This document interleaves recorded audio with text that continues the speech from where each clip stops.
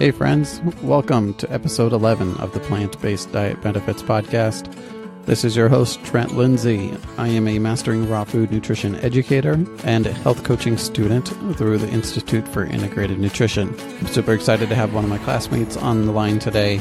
Her name is Prema Aum, and I had an absolute blast listening to her story growing up in a monastic lifestyle in an ashram and getting her unique perspective on eating a plant-based diet, as well as other lifestyle choices that she's made. She is also a psychotherapist and living out in Costa Rica at the moment. So without further ado, let's start the show. Prema, thank you very much for joining me today. Thank you, Trent, for having me. It's a joy to be in your podcast. Excellent. So I like to have everybody kind of introduce themselves a little bit so we can get to know you. So if you don't mind, just tell us a little bit about yourself and then we'll go from there. Beautiful. Yes, as you mentioned, I am now doing the IIN program with you, and it's a really exciting course for me because as you mentioned, I am a psychotherapist and I work in the field of wellness. But the health coaching was really intriguing as I began to look into the program and what Joshua Rosenthal offers. It's really interesting how he blends nutrition, but also the primary foods, or what he calls primary foods, which are our relationships, our career, our spirituality, and the movement that our body needs. You know, it's much more complex than that, but it was so humane and so encompassing of what health really is. It's not just one diet, but your state of being, that it resonated so much with my approach in psychotherapy that I said, I wanted to do this. And so this has been my journey for the last 7 years. I lived in an ashram for 6 years in a beautiful, it's a monastic lifestyle.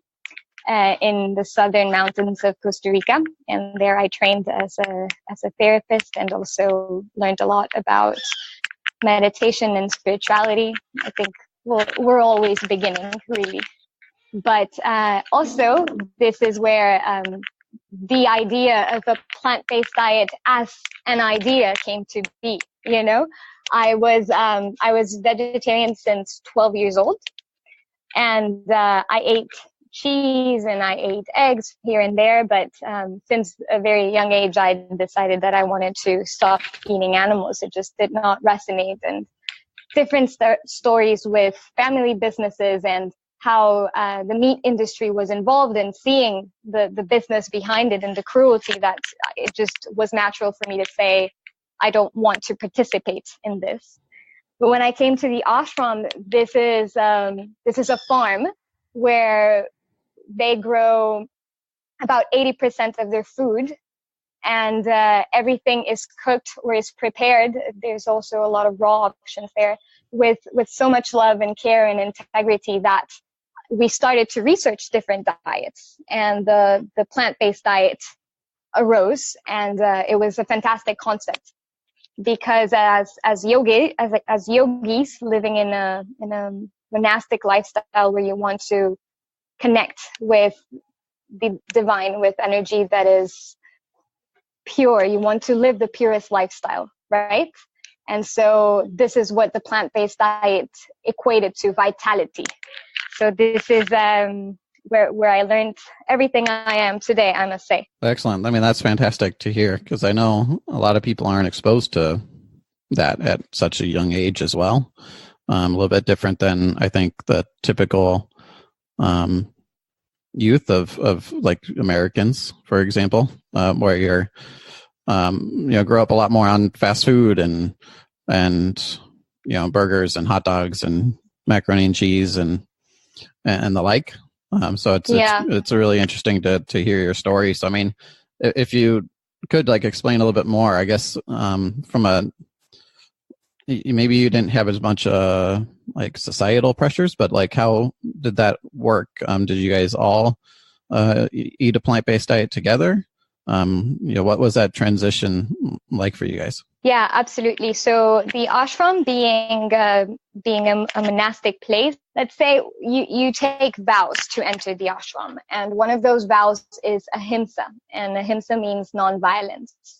And so when you take that vow of nonviolence, it's not only, the normal violence we're exposed to nowadays, but it's also very subtle layers of violence. And so food comes into being into that. So immediately the ashram is a vegetarian place. And the plant-based diet there was simple as, when you're living with 30 people every day in the community, and then you're hosting retreats. So you have international visitors from all over the world coming around, and you want to offer them the purest nutrition. And so the purest nutrition would equate to a plant-based diet. It would equate to energy that is alive, that is nurturing, that is able to give you the energy, but also the quality of life and vitality that you need. The transition to the ashram for me, in the sense of a dietary choice or a dietary lifestyle, was really simple, because already on my own, before moving to the ashram, I was already in a vegetarian diet.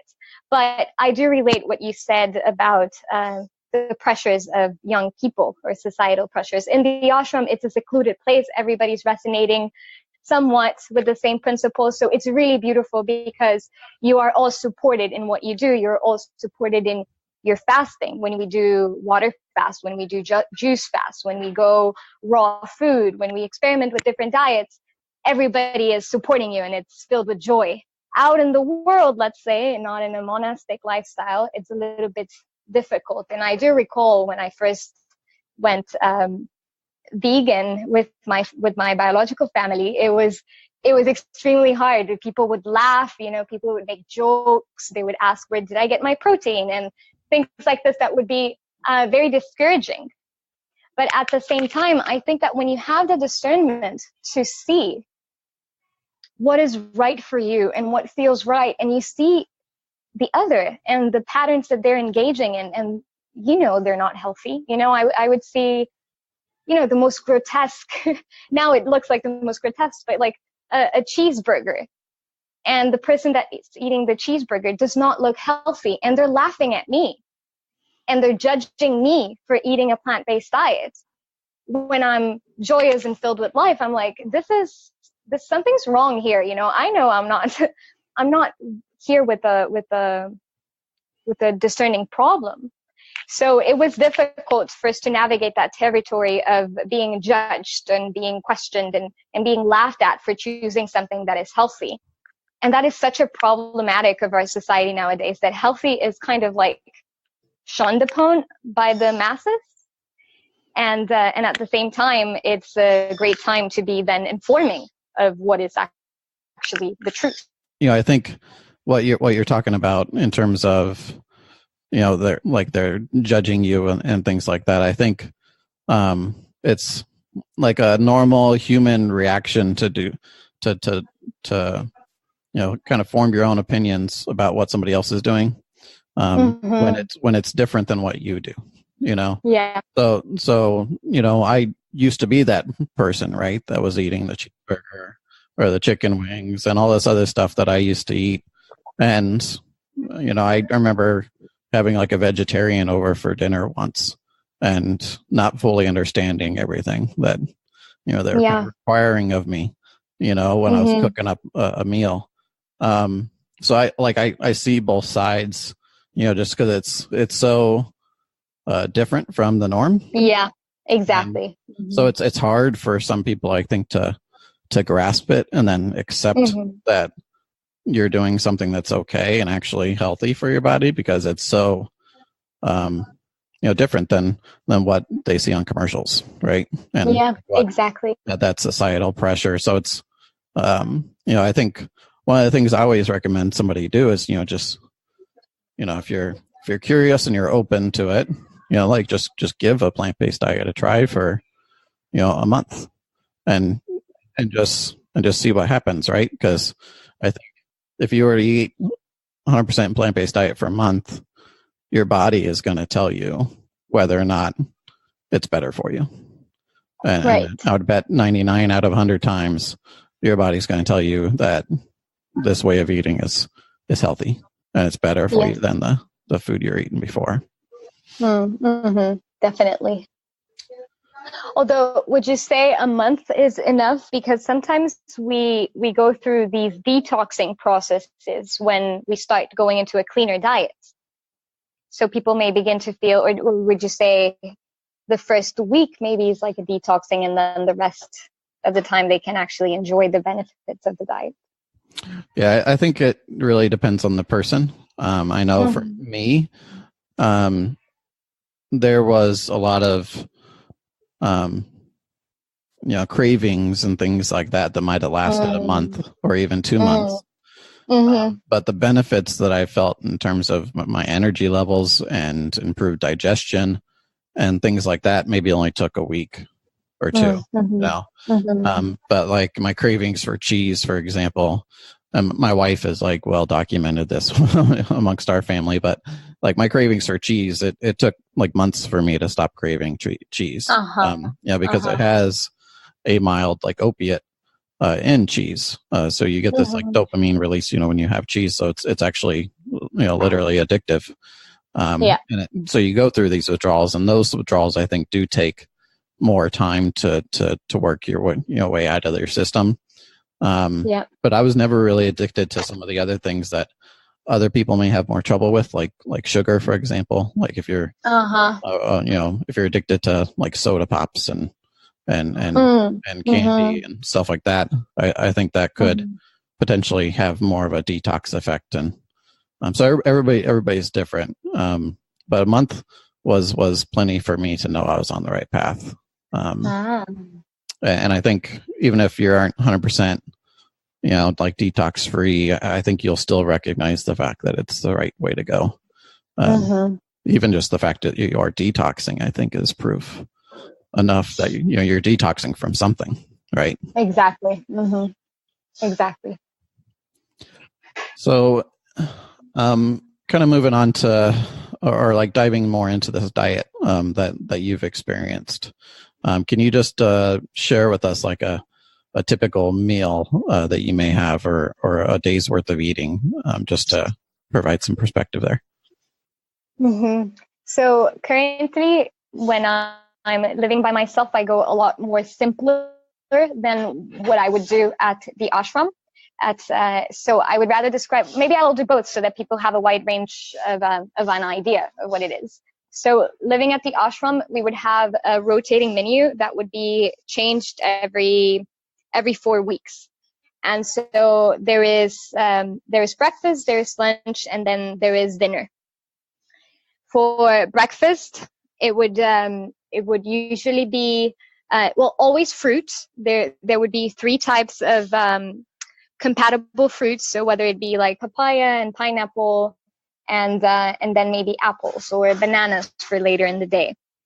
And so we would all pass through the buffet and serve our little bowl and go eat in the sun. And then there would be like a heartier meal for the people that work in the fields or that do heavier duty work. And that could be, let's say, it could be a vegan Bircher muesli, which is that it's an European like soaked oats kind of breakfast. It's really good. It's actually on the menu there. And that's one of them. Also, there's a Costa Rican traditional breakfast called gallo pinto. I don't know if anybody has heard of it, but it's basically 1 day prior rice. So you cook the rice the day before, and then you mix it with beans, and you can put some spices in it like paprika and cumin, and that's called gallo pinto, and people love it in Costa Rica. So that would be like a breakfast.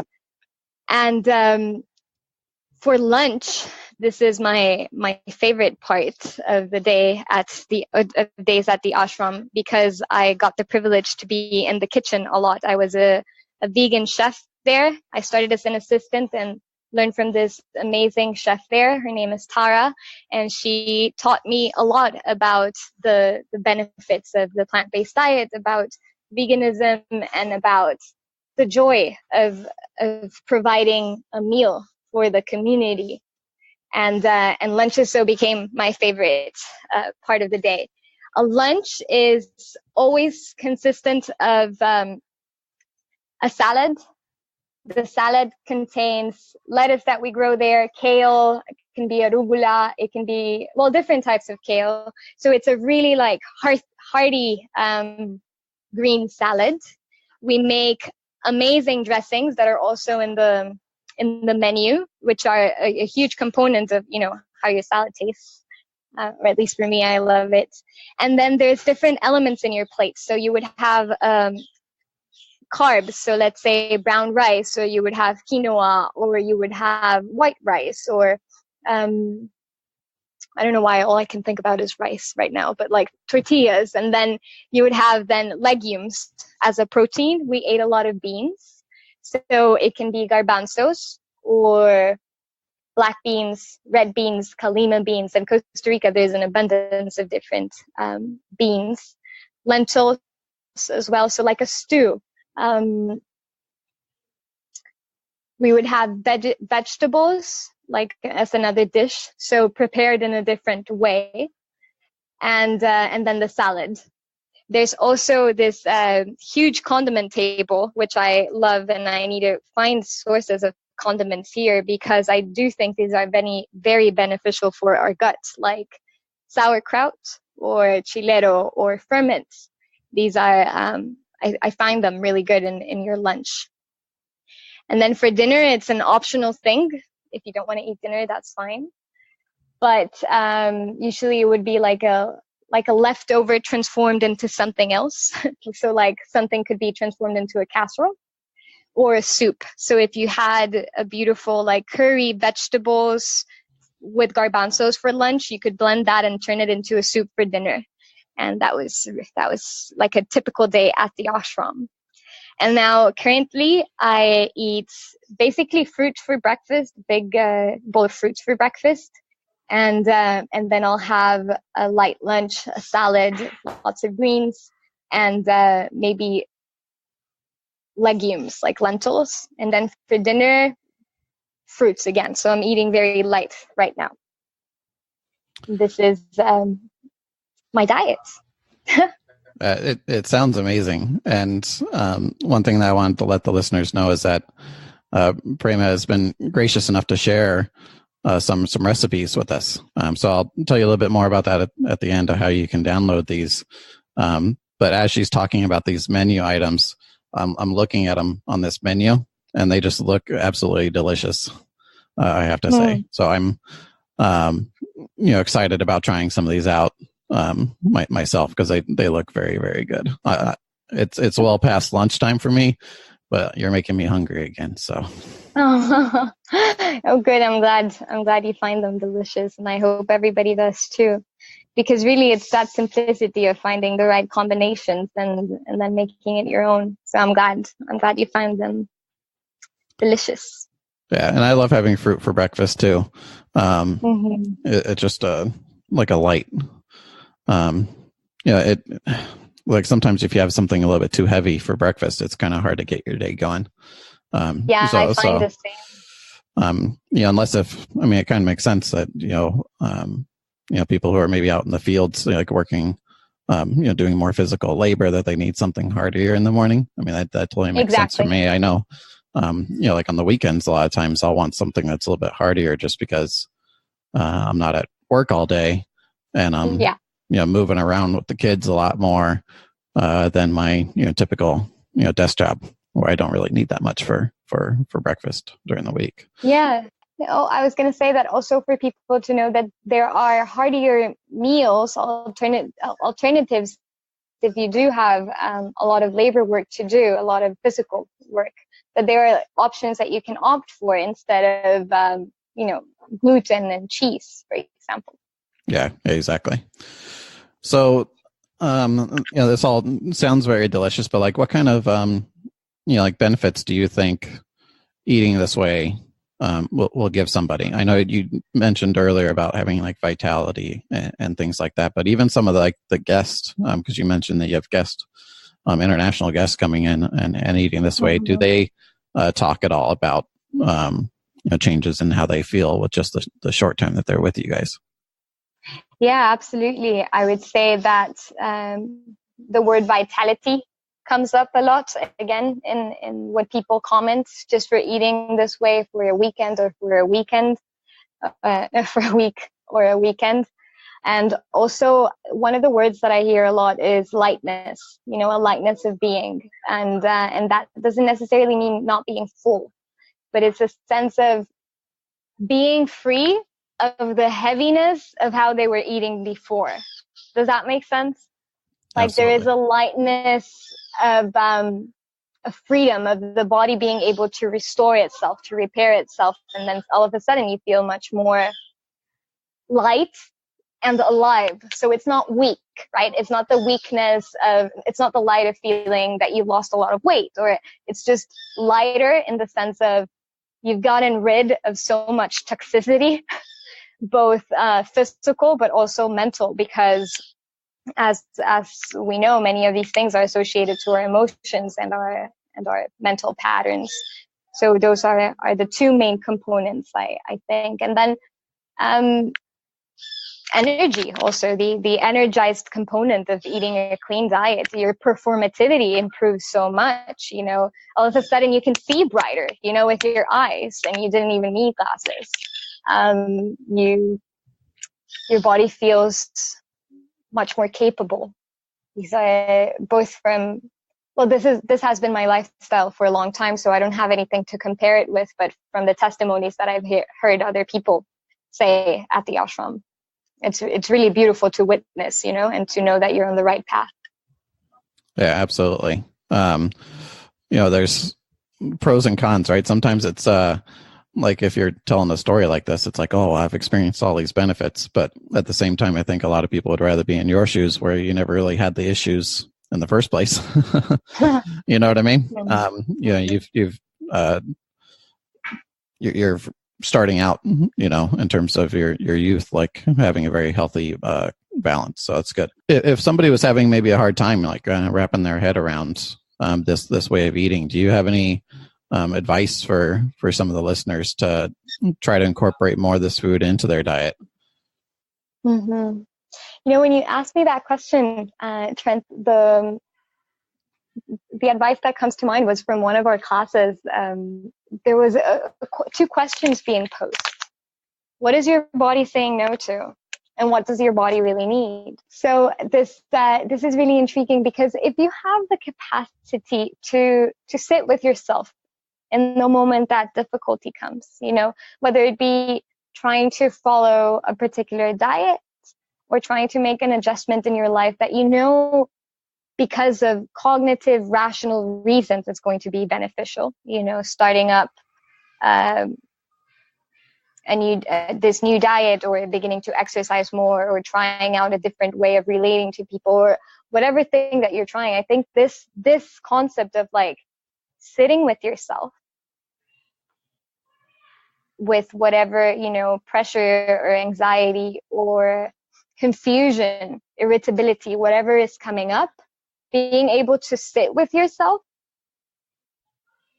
and ask the question, what is really going on, and listening deeply to whatever your mind, your heart, and your body is telling you. And I think that in itself, if you have the capacity to do that for a couple of minutes when it arises, when the anxiety arises or when the triggers arise, then this is going to allow a broad mental and emotional capacity to contain yourself, so that you know what is best. Do you see what I'm saying? Because we can list a whole list of tips and advices, but if at the moment of trial, if at the moment of testing, you're not able to like sit with yourself and ask what is truly going on and where should I go, cultivate a capacity for discernment, for self-restraint, for clarity, to know what is it that you really need, then it's going to be difficult. And that's why diets break a lot, or why relationships break a lot, or you name it. It's because most of us don't actually take the space to contemplate what is truly going on. And so we react, we fight, or we go for the cheese, or we alcohol or a cigarette. It gets worse and worse. But I think that this would be my ultimate advice as a as my experience doing this diet, but also as a therapist, because many of these things are also linked to our emotions and our state of being. Yeah, and I think that's where, kind of what you're getting at is that it's you're kind of touching base on what are considered the primary foods at Institute for Integrative Nutrition, where there's the diet component, which is obviously important, but I think being able to sit back and assess what is harming your body, and it could be a variety of different stressors in your life. And I know I've experienced quite a few. I think that's one of the things that people will probably be able to relate to me down the road is like the stress management. I have a full-time job. I enjoy interviewing people for this podcast. I have 4 kids. We're all young. They're into sports, and so our weeks get very busy, and it's easy to kind of get stressed out. But I know for me personally, when I sit down to meditate, it just kind of recenters my focus on what I should be doing that day or in that moment. And I find it's very valuable. So it's fantastic advice, because it really does make a difference, I think. And because at least for me personally, it makes a difference. So I'm sure it helps a lot of people out there. That's really good. Yeah, I'm happy to hear that, because also meditation, sometimes it's looked at as a very complex thing to do, or you need all of these techniques, or you need to be associated with a particular religion. And it obviously there's layers, but it's really just sitting and being present with what is going on, as simple as that, So I'm glad that it's working out for you. Yeah, and I know, some people have a hard time with that, like just sitting, like especially if they've never meditated before. Just like sitting down and like maybe focusing on your breath, or how certain parts of your body feel or something like that. But I think to kind of get into a little bit of a routine, and I don't know if you have any guidance here. I know I'll talk for me personally first. I've found an app on my phone to be particularly useful. It's called Insight Timer. And I'll link it in the show notes, like if I can figure out how to do that for this app here. But it's helped out a lot, because it has some guided meditations, right? Where you can say like, oh man, today I'm just stressed out. Like, let's have a stress reducing meditation. And I used to use those guided meditations, but now I still use the app, but I just use it for some of like the natural sounds. Like the sound of a creek, or the sound of rain, or something like that. Have in the background while I meditate, because, like I mentioned, I have young kids, so I could, if I don't have any like calming noise while I meditate, a lot of times I just hear them playing, and then it serves as a distraction, But I mean, what are your thoughts? Do you think it's helpful for somebody to start out with like an app and have some guided meditations, or what do you normally recommend? Yeah, well, I don't personally use an app, just because of the training that I received of being for a number of years in a monastic lifestyle. You do like the rough Zen kind of meditation, in which you just sit in silence for 45 minutes in the morning and 45 minutes in the afternoon, and no one moves. And so because of that, I have like a very easy way of finding a silent way. But not everybody goes to a monastery, and not everybody has that practice. So I think an app can be very useful. Finding music that is soothing, that is calming down, finding a way to tone down your nervous system. So my recommendation for anyone who's interested in trying a meditation, and I also offer healing sessions in which I incorporate a guided meditation into them. But for someone that is just trying to incorporate this into their daily lives, it's to find a space of solitude, or if you have a partner, maybe invite them to join you, or if your kids are interested in, then they can also join you. but finding a space of solitude, of quiet, and lighting a candle, sitting down, and it's not. You can pay attention to your breath, or yes, you can do some exercises or listen to the music. But I think the primary thing for beginners is just learn to be with yourself alone. Learn to be with yourself in silence. How does it feel like to just be with yourself or with your loved one? How does it feel to be sitting down and having to bear the intensity of your life? How does it feel to actually having to work through by your own self, whatever is coming up? And I think sometimes we seek for ways of running away. And so I think silencing the mind, when we truly understand what that is, or what meditation is becoming a much more integral and coherent individual. Yeah, I love it. I think you're definitely more experienced than I, but I've noticed, a big shift in my mental, like focus or stress management and things like that when I do meditate frequently. And that's just with, a like 15 or 20-minute meditation. And I'd be lying if I said daily. I try daily, but it's a gradual process. I think that's perfect. People shouldn't have unreasonable expectations unless you live in on a monastery. Yeah, which is great too. I would like to work my way up to having longer sessions, and doing it every day. And it's all part of the journey, that I'm on. And different people have different journeys, and I think as long as you're trying and going in the right direction, then you're doing a good job. Yeah, something else that I would add in that is that the time of the morning usually is one of the easiest times in order to find that space, because if you're getting up maybe 15 minutes earlier than you used to get prior to deciding that you wanted to meditate, and you get up, and if you're a parent, maybe your kids haven't woken up yet, because you're doing everything 15 minutes before your usual routine.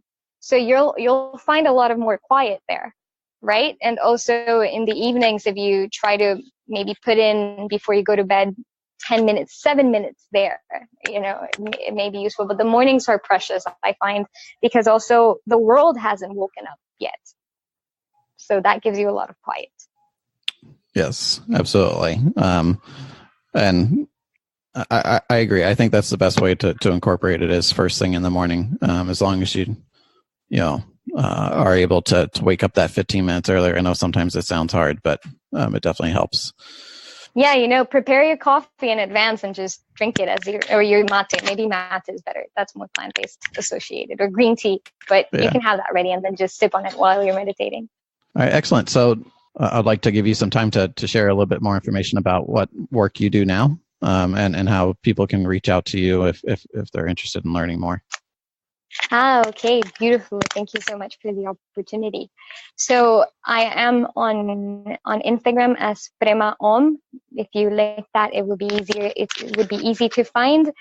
And I am doing, currently I am in Costa Rica, and I'll be here for the whole year. And I'm working here as a psychotherapist, as we do also this health coach program.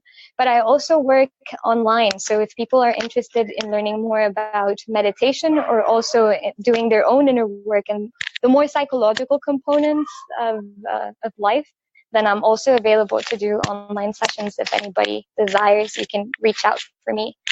My email is Prema, PREMA sessions@gmail.com.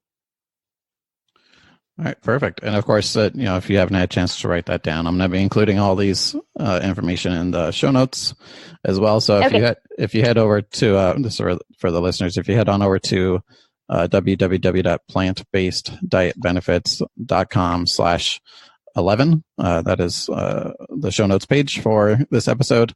So all of Prema's information will be there. And I'm also going to be including the recipe book.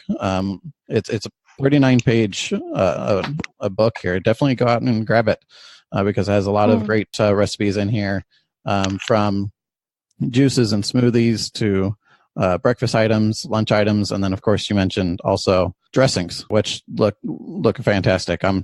I know I've breezed through the book and I'm excited. I need to make sure I actually print it off. Sometimes with ebooks, they get lost. So I'm going to print it off and make sure I have it in my pantry so we can start using some of these recipes because they look amazing. So thank you very much for sharing that with the listeners today. So that way they can have a little bit of a takeaway from this episode as well.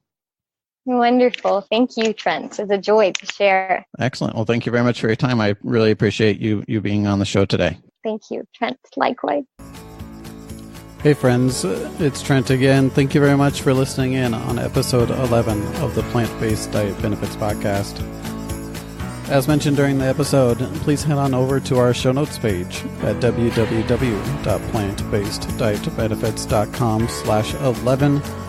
There you will be able to download the free recipe book that Prema has been so kind to offer for you guys to download.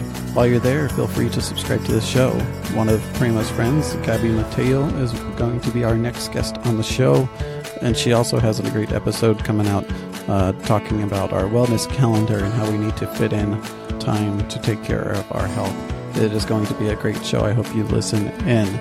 Also, if you'd like to learn more about the Institute for Integrative Nutrition, where Prema and I are studying to become a health coach, then feel free to send me an email over at trent@plantbaseddietbenefits.com, and I will get you some information about what this education is all about. I'd love to share with you what we are going through. Thanks again for listening in today.